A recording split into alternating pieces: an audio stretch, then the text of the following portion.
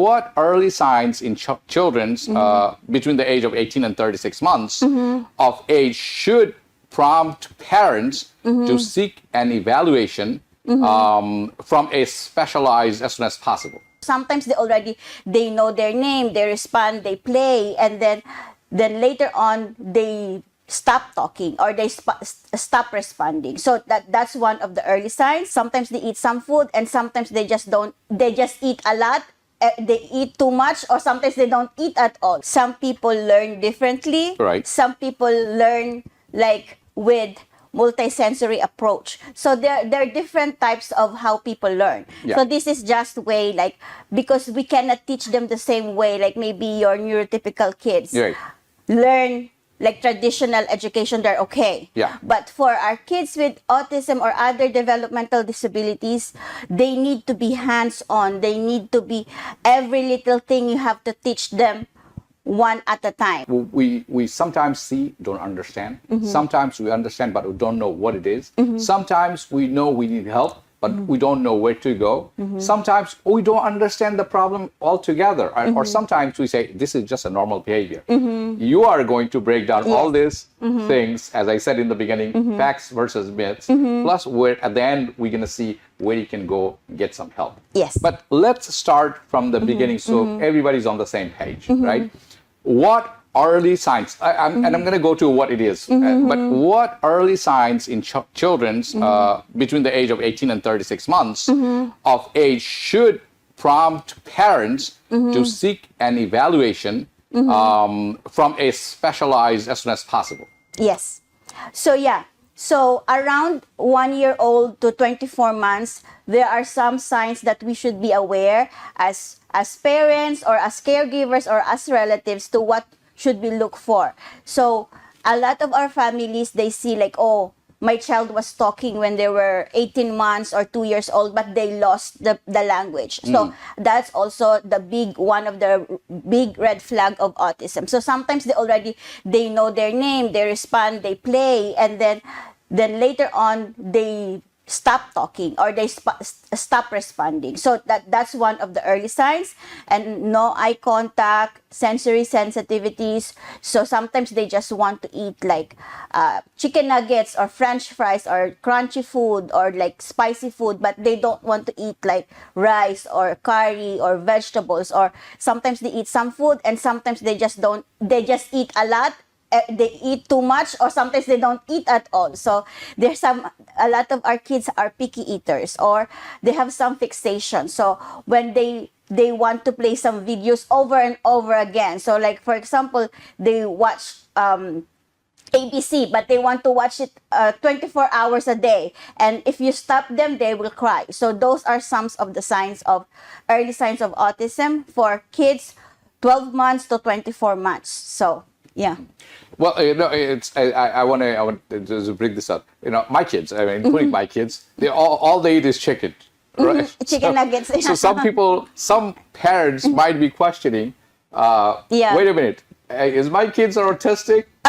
Of course, there's all of the symptoms, right? So it's not just not one. It's just not if one. It's all right. all symptoms. If you see all these symptoms, then but of course, if you see like only eating chicken nuggets, then of course it's not. That's just a behavioral one. problem. Yeah. And that's more like a parenting problem. Okay, but we'll touch on that too, because this is also important. Because you mentioned something that most of the kids nowadays, they're hooked with the devices. Yes. Unfortunately.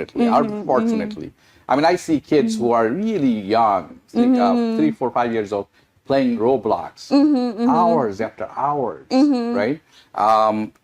But taking it away, they behave as if they're going through withdrawal syndrome. Yeah. Right, and that's not normal. So there already have a guidelines from Centers of Disease and Control that kids under 2 years old should be controlled with the device.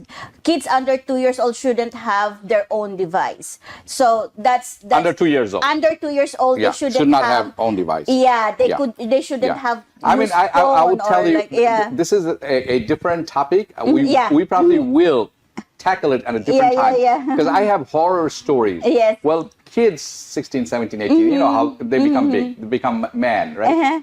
they beat their parents Yes. if they are not getting their PS5 or they are not getting food while they're playing. Different story, but we're going to come back Yeah. on a different day. We'll tackle that. But excuse me.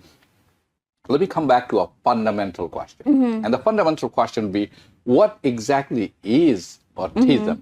Is it a, let's call it what it is, but let's see, is it a disease or is it a neuro underdevelopment or development, right? Or is it a neurodevelopment difference, right?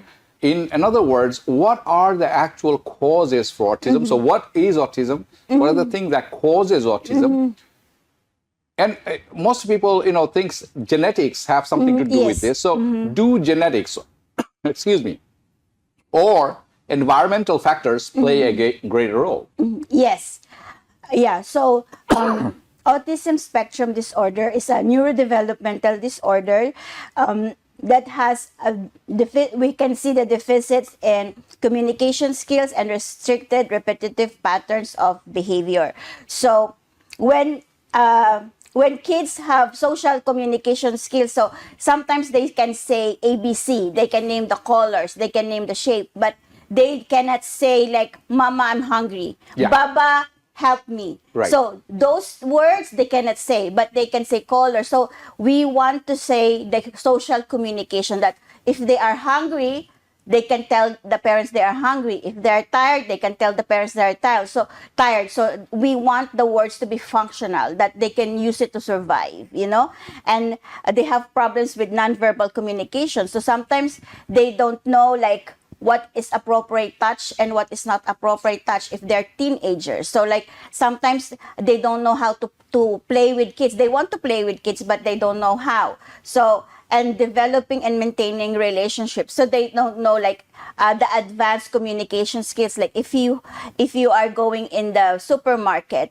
like you have to wait in the line. You cannot just go and eat your food. If you want to buy the food, you have to wait in the line, pay the cashier, and eat your food. So those are the skills that we teach.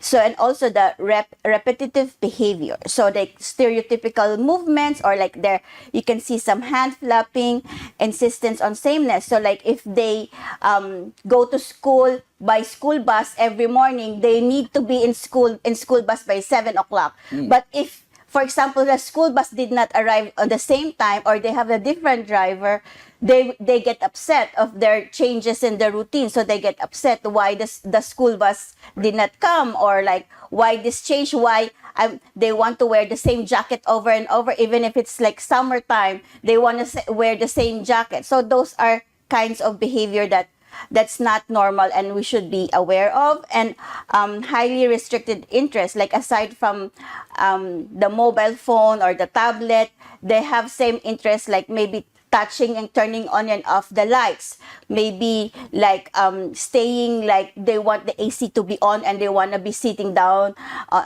beside the AC all the time. So there are some, each kid is different, but there are some patterns of behavior that we see. And sensory, like abnormalities when, for example, they're sensitive to the sound of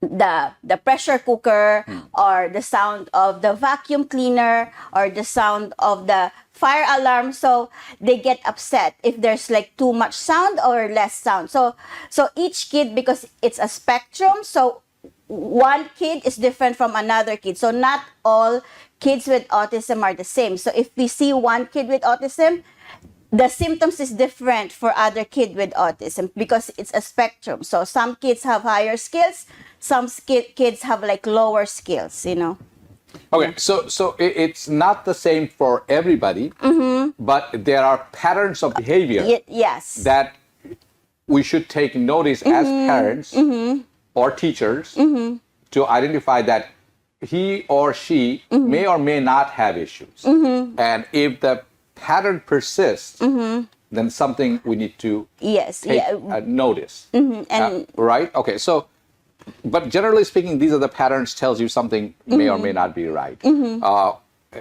Overly doing something, out of just you mentioned, it seems like a normal behavior, like the jacket you're wearing. You're wearing 12 months in a row. Yes. But you don't want to change. Yes. Whether it's winter or Dirty, cold, winter or summer, doesn't matter. I want this one, it doesn't matter, right? So this is an issue. That's right. But if you were to summarize what is autism, what would be as a professional, as a in this line, as a doctor definition way, right? Yeah. How would you define that? So it's just a different way of learning. Like some people learn differently. Right. Some people learn like with multisensory approach. So there are different types of how people learn. Yeah. So this is just way like, because we cannot teach them the same way, like maybe your neurotypical kids Right.